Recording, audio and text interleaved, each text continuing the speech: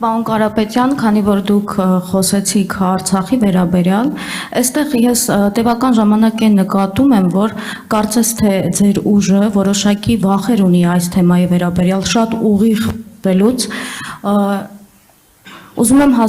որ ասացիք տարածքները վերադարձվելու են, դուք նկատի ունեիք նաև Արցախը, թե նկատի ունեք Հայաստանի Հանրապետության օկուպացված տարածքները եւ որ ասում եք վերադարձվելու է, ենթադրենք Արցախի մասին է խոսքը, ինչ ճանապարհով, բանակցություններում ինքնորոշման իրավունքն է կրկին դրվելու, ընդհանրապես ջանքեր եք գործադրելու, որ Մինսկի խումբը վերականգնվի, որովհետեւ այդ հարցերը սեղանի շուրջ են քննարկվել այդքան տարիներ, մենք գիտենք հիմա այդ խումբը չկա, այդ ձևաչափը այլևս չկա։ Եվ ինչպես Նարեկ Կարապետյանը վերջերս ասել էր, նա ասաց, որ որևէ հարևանից տարածքային պահանջ չունեք։ Հիմա որևէ հարևանից դուք տարածքային պահանջ չունեք, հարևան ճակերտների մեջ, որովհետև մեր հանրության մեջ, օրինակ Ադրբեջանը ընկալվում է ոչ միայն որպես հարևան, այլ նաև թշնամի։ Դուք էլ ասում եք Փաշինյանը ընկալում է Ալիևին որպես իր այս դեպքում Փաշինյանը պիտի հետո հանգիստ նվագի, թե պիտի պատասխանատվության ենթարկվի, այնպիսի արդարադատության համակարգ պիտի ձևավորվի, որ պատասխանատվության ենթարկվի։ Հիմա դուք իրեն այդպես հանգիստ ուղարկելու եք նվագելու, եթե գաք իշխանության, ինչպես պնդում եք, եւ կամ էլ չգիտեմ 0% վարկեր եք տալու, հիմա ինչ կոնկրետ քայլեր են արվելու եւ արդյոք ձեր համար Փաշինյանը պարզապես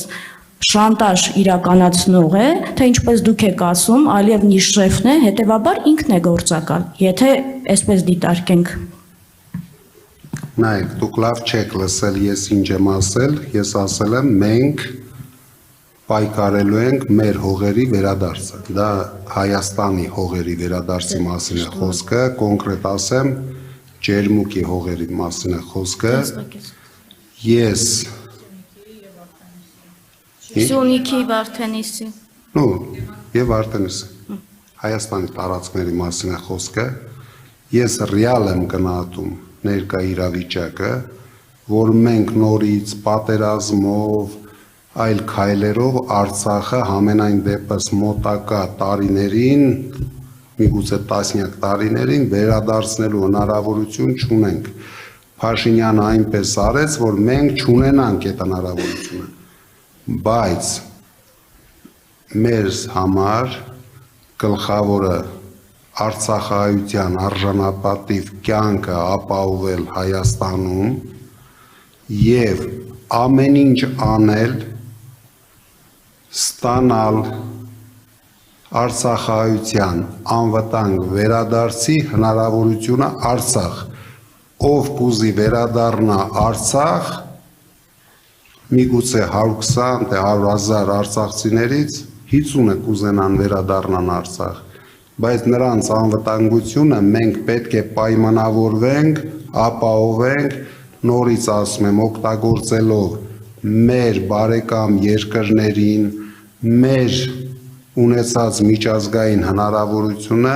փորձելու ենք հասնենք դրան,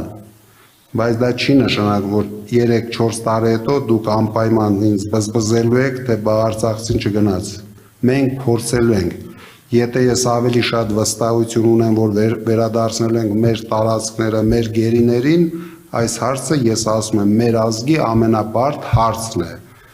ով ձեզ կասի, որ ինքը դա շատ արագ կլուծի, համենայն դեպս ես այդպիսի բան չեմ կարող ասել, բայց վստահ եմ, որ մենք ամեն ինչ անելու ենք, հասնենք դրան։ Իսկ գործակալ է շանտաժիստ է, որովհետև եթե Ալիևն իր շեֆն է, ապա ինքը հանցագործ է, հանրության ընկալման պառնված է, որովհետև եթե թշնամի պետություն։ Բնութագրեցիք, ես չգիտեմ, ես տեսնում եմ, ինչ տեսնում եմ, որ Փաշինյանը Ալիևից վախենում է, որ Ալիևը մի բան հայտարարում է, այդ օրը Փաշինյանը թմբուկ է նվագում։ Ես հիմա չգիտեմ, դա գործակալի տիրույթում է, թե Փաշինյանը դրանով հաջույք է ստանում այդպես, չգիտեմ։ Չնայած ինքը շատ վտանգավոր գործիք է ընտրել, այդ գլուխը, որ շատ տնտմծնում է, կարող է վնասել գլուխը։ Շնորհակալություն։ Շնորհակալություն